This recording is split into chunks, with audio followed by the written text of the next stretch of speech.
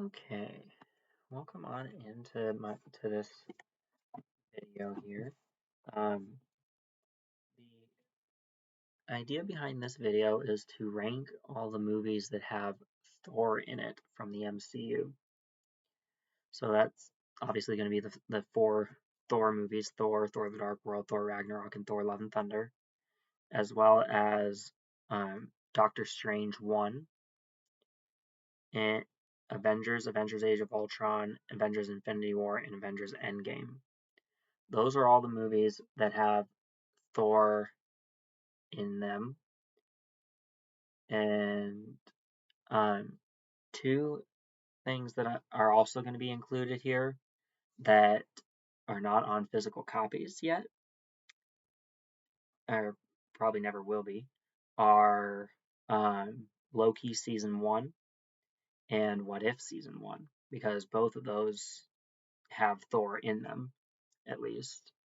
Because Loki Season 1 starts with the scene where Loki steals the Tesseract to escape during the time heist, and Thor was there, so kind of counts. And then there's an alternate version of Thor where what if Thor was an only child takes place with, and so that also includes Thor. So I will be talking about those two a little bit more during this video, but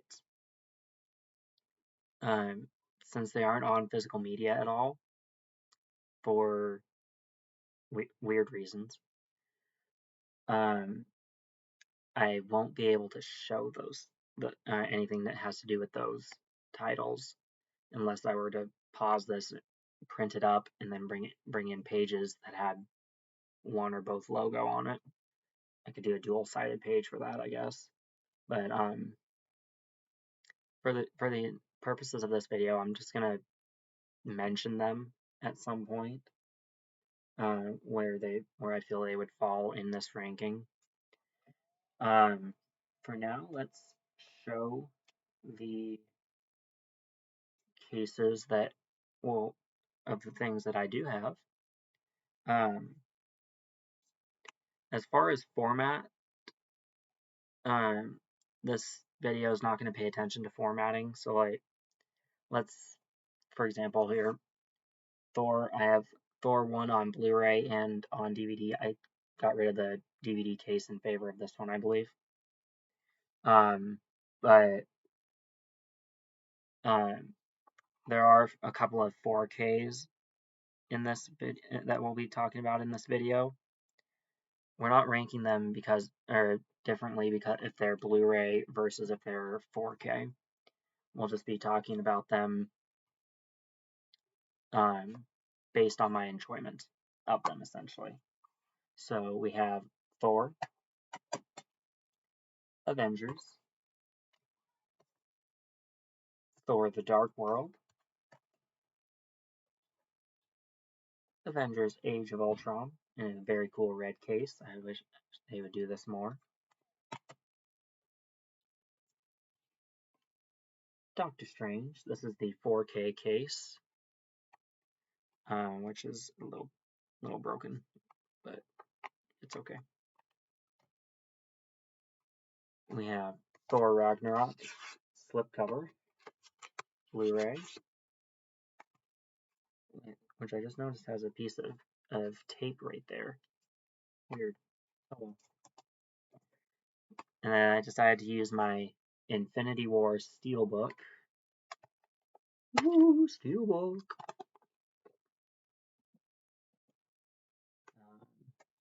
It's a 4K Blu-ray Steelbook. I love how Thanos is on the front of it like that. That's so cool. And the back is the Avengers sign logo, and then a bunch of the heroes are inside. Yeah, very cool.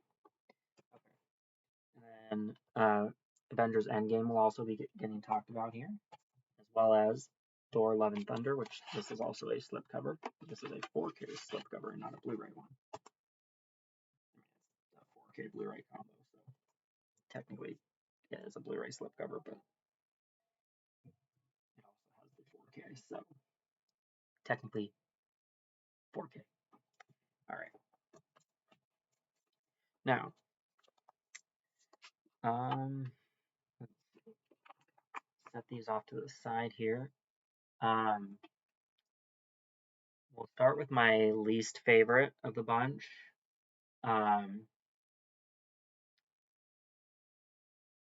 And this wouldn't remain the same for different rankings, but for the attempt and purposes of this ranking, I'm gonna put Doctor Strange in last place because Thor is only in it in the post-credit scene. He's not in it throughout the runtime like he is the rest of these movies, or more so in the rest of these movies. So since it's just a movie that features Thor, it very briefly,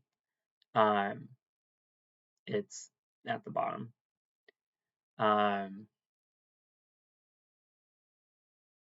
Let's see, how many titles are here?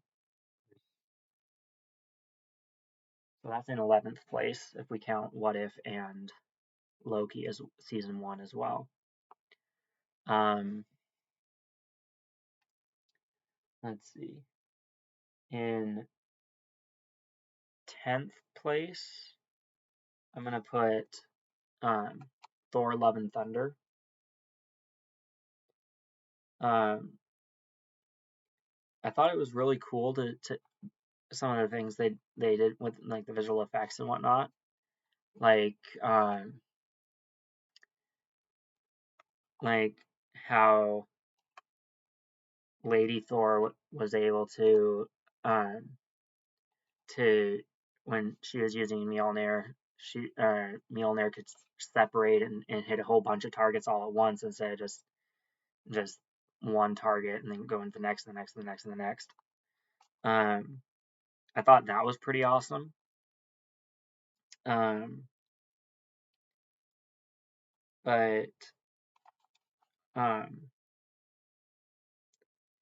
there was also a lot of weird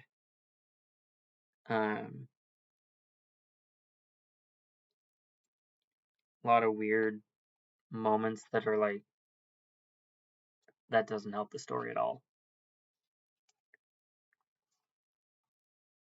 There are also quite a few cute moments too, so there you go. Let's see here. In 9th place, I think I'm gonna put Thor: The Dark World. That's the second Thor movie.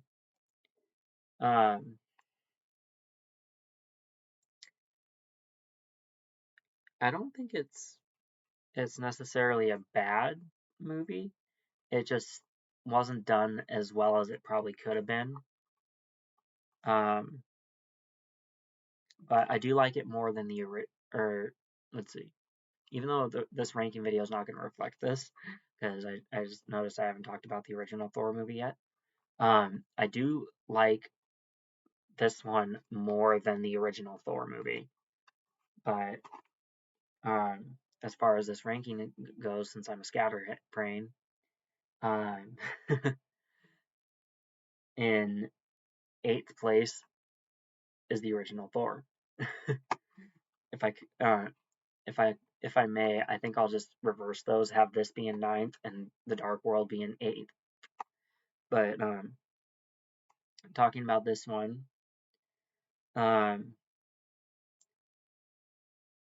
it plays out like an origin story, which is fine. I like origin stories, but it feels like it took too long to do its origin story stuff, and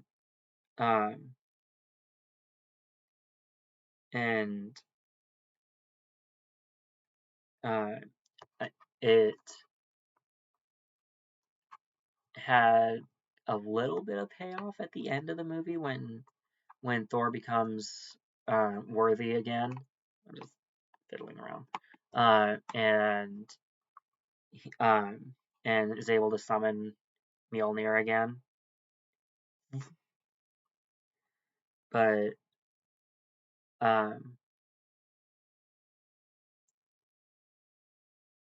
yeah, it was kind of it came out in the infancy of the MCU, so I don't think it is right to judge it extremely harshly, but it has a few issues still that are like, yeah, that's something that didn't look very well or very right. And like some of the camera angles are crooked like this. Um, but it's like they filmed part of it like this instead of like that. But that that's a really minor thing. It's just a little annoying to watch that and when it's tilted like that. But oh well, it's okay. In seventh place, I'm gonna put Avengers: Age of Ultron, and that's hard for me because this introduced um, three really cool hero characters and a really cool villain. And uh, initially, I could say it was the other way around: three villains and a hero, but it ended up three heroes and a villain. The reason that behind that is Pietro and Wanda Maximoff start off as kind of bad guys that are going against the Avengers, and um, then they work for Ultron for a little bit, and then they realize Ultron's banana balls crazy, trying to destroy the world and everything. And they're like, we can't go along with that. So they go team up with the Avengers, and they're like, hey, let's stop Ultron. Okay, yeah, we'll trust you. Sure, why not? And then Vision's created, and he can hand Thor Mjolnir to everyone's awkward astonishment. They're just like, well, this is awkward. How come we can't lift it, but he can? Type thing. And he's artificial. Different rules for him. They point that out in the movie. I would still love to see Mjolnir in an elevator and have it go up. That's another thing they mentioned in this. Cause near the end of the movie, Cap, Iron Man, and Thor are talking, and it's like if you were to put it in an elevator, it would still go up. Elevator's not worthy. Copyright Marvel Studios. Um, Next up, here I'm not going to have an image for what I'm about to talk about because in sixth place I'm putting What If Season 1, and it's not on physical media. So I'm not able to show a case for it like I am these titles, but I still include it here because it features Thor and it is part of the MCU. I also can't show an image for placement 5 here because it is Loki season 1, and same issue with What If it doesn't exist on physical copies yet. Hopefully that is a yet because I want them in my collection so badly, along with all the other Marvel shows that are on Disney Plus, including the Guardians of the Galaxy Holiday Special and Werewolf by Night. But those don't have anything to do with this video.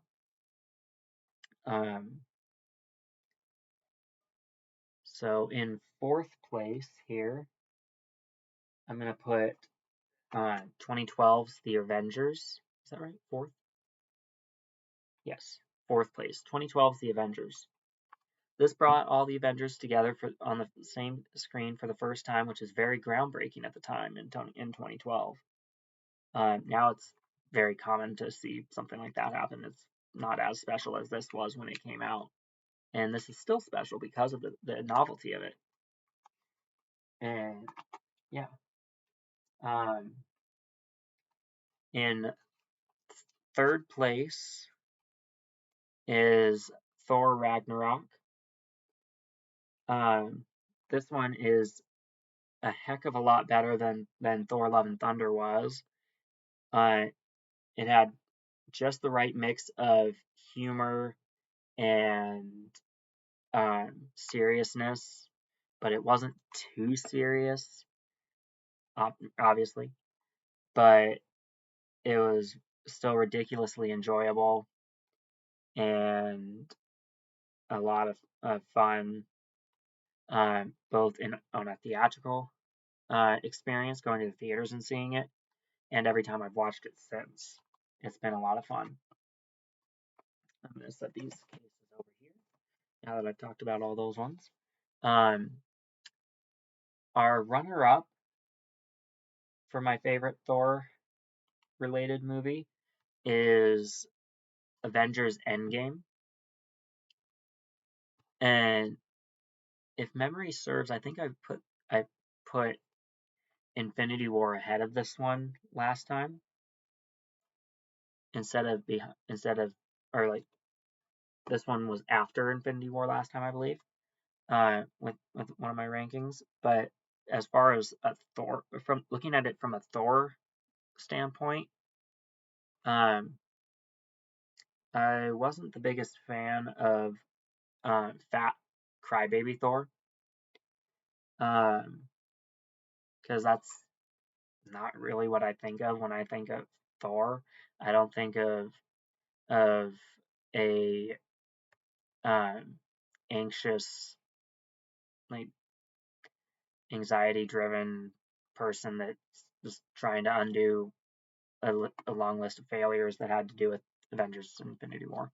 Um, so on a Thor level, this movie is below Infinity War, and which means, of course, that in first place for my Thor ranking is Avengers Infinity War. Not just because it has an amazing steelbook right here, but because in this you get to see that while everything seems to have been taken away from Thor, I mean, Heimdall was killed, Loki was killed, a bunch of other Asgardians were killed. Uh, Before Thanos even got the stones to snap them out of existence. And Thor was like, "Ooh, that motivates me to try and get a new Thanos killing weapon type thing." And it introduces Stormbreaker. Stormbreaker's awesome. Um, and he goes when it's following Thor, he goes on this crusade to try and get a new weapon to be able to try and save the entire universe, or at least half of it, uh, um, from Thanos. And of course, they all fail. And in the end, Thanos wins, but Endgame undoes that victory over the course of its runtime and turns it on its head and has the heroes snap away the bad guys. Awesome, awesome stuff. Yeah, that is my Thor ranking. Just a little over 19 minutes here, so I hope you enjoyed this ranking. It's not necessarily the right ranking. It's just my thoughts on the movies. So, if you disagree with how I have these ranked, that's perfectly fine. These are just it's just my thoughts on these, not um, the only thoughts on them. It's just what I think of them. And yeah, so hope you enjoyed this video. And check back in the future for more videos, and I will continue talking movies until then, and watching them as well, and collecting them. I have over 4,000 now. So, I think the next video I'm gonna make is gonna feature cases 8 and 9 from my collection, or maybe I might do a video per case or something like that. I'm trying to make fewer videos for my collection, so they're maybe like an hour long each, an hour or two. But I might shorten them down just for time constraints and whatnot. So be looking forward to more of my collection videos, and I've got some work ahead of me trying to put these back where onto my shelving where I store my Marvel content. So that's what I'm going to be doing next. Have a good rest of your day. Bye.